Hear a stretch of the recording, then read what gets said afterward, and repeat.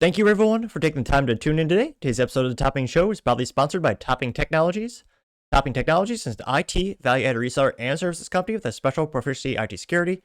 Heck, I see their founder at least twice a day. Gotta say, he's quite handsome and brilliant. Ease me, see, that's the joke. If you're an IT leader or a business owner, reach out to the team at sales@toppingtechnologies.com. Also, still giving away a free flamethrower with every IT purchase with Picatinny rail adapters that can mount it to any standard AR-15 like all accessories can be. Go to toppingtechnologies.com and click the flamethrower button to learn more and see me shooting a flamethrower. And lastly, trying to get to 6,000 subscribers by the end of the month. So if you can click that button and tell your friends, I would greatly appreciate it. In fact, tell your enemies as well. Now, going over to the business part podcast, today I have the Mustang Shelby R getting 850 ponies and a stick shift, also known as a manual transmission, as all cars should have by default. Now, this is brought to us thanks to Motor1.com, specifically Jeff Perez. And finally, a motor article. I don't have to give a disclaimer for having a viscerally disgusting vehicle on the screen. Now, they say, quote, the new Shelby Super Snake R is a Mustang dark horse on steroids. Over 850 horsepower and a new suspension, Shelby American turned up the dial on the dark horse.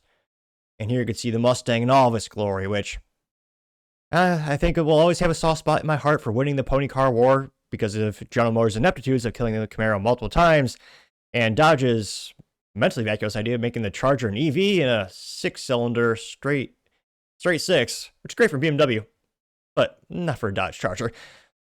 And yeah, it looks great. If I won the lottery, I'd probably have a Mustang in the warehouse somewhere. It'd be fun to drive that. 850 ponies, a good old V8 and a stick shift. I mean, that's why I do respect the CEO, Jim Farley, the Ford CEO. He told us, he'll keep this dream alive, and I appreciate that. Now, diving into the article, again, credit to Motor1.com and Jeff Perez.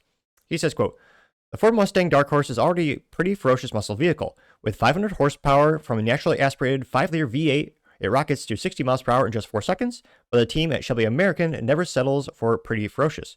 Enter the 2026 Shelby Super Snake R, debuted during Monterey Car Week. The Super Snake R is based on the factory Mustang Dark Horse, but receives significant mechanical and visual upgrades, all aimed at making this muscle car even more formidable at the track. Which, again, that looks gorgeous. Simply breathtaking. Right. Oh. Every angle. Now, where's the picture that makes my heart swoon the most? It's coming up here. One of the rarest things these days in the automobile industry. Yes, not just that glorious, ginormous V8, but also that shift knob for the manual transmission. You get to roll the gears yourself. You get to slam that third pedal, and you decide how to have fun in that vehicle. Again, that just makes me smile. So rare. And I'm one of those weird guys that only ever bought and owned stick shift vehicles. That's all I will ever own, darn it. I'm serious. Now, they say that, quote, it all starts under the hood. Ford's Coyote V8 gets a supercharger, boosting out over 850 horsepower, 20 more than the current Super Snake. Power is sent exclusively to the rear wheels, and the consumer gets to choose between a Tremec 6-speed manual transmission or a 10-speed automatic transmission. Which, yeah, talking about, that'd be an abomination. If you want an automatic car, there's plenty of those already. I mean, this just looks so perfect. This belongs with a stick shift. Now, they say that, quote, actually, if I can get these pictures even larger on the screen there for your viewing pleasure, that way it's less of me on the screen. No, picture's about the same size. Disappointing. Motor1.com. Little disappointing. You can see that massive engine again. Look at that. Now they say, quote, well, where'd that go there? They say it also continues with fully adjustable coilovers, wider Michelin performance tires, lightweight alloy wheels, and 2-piece slotted brake rotors complemented with Super Snake R's massive power boost, not to mention the sizable rear spoiler designed to increase downforce. Aggressive new front and rear bumper designs paired with carbon fiber body panels give the Mustang even more intimidating look. Buyers can choose from 5 paint options: carbonized gray metallic, grabber blue metallic, Oxford white, race red, and shadow black, which, you know me, I'm a fan of weird Skittles colors. I would love this in a lime green because I like green cars. They've grown on me ever since I bought my Honda Civic Si. I love that thing. So, and again, if Ford was smart, well, again, it's also Shelby. Again, people will pay a premium for all those weird, fun colors. Look at Porsche. I mean, you want a specialty color, it's like 15 grand, and paint to sample is like 45 grand for the 911, which is kind of funny and crazy to think. The paint on a Porsche 911 is worth more than my car, but yeah, it is a thing. Now, they continue saying, quote, inside the cabin gets a performance-focused makeover featuring Shelby American branded bucket seats trimmed in Alcantara and leather. Manual transmission models also receive a custom billet shift knob. Yeah, they do. You can see those Alcantara seats, but geez, talk about bolstered seats. You are not going anywhere. You're not sliding out of that seat when you're on the track. Again, click that subscribe button. I speak fast and Ben Shapiro more awkwardly than Joe Biden trying to climb up the stairs, but I've gotten slowly better as more people subscribed. Which, yeah, it's one of those things where once you go to the track, you really appreciate the bolstered seats. The average consumer who doesn't go to the track, which is a shame, everyone should, yeah, it makes a lot of difference. It looks like it's actually incorporated roll cage from the factory, which that'd be pretty nice. That means you don't have to worry about retrofitting it depending on what class of racing you're getting into, which that's pretty good.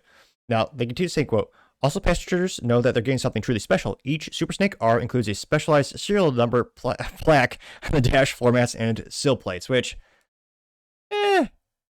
it's kind of cool. It's good to serialize it because it makes people feel slightly special, but not to be that guy. But for 45 grand, you can get a Honda Civic Type R. It comes with a nice little plaque too on the driver's side little area of the dashboard.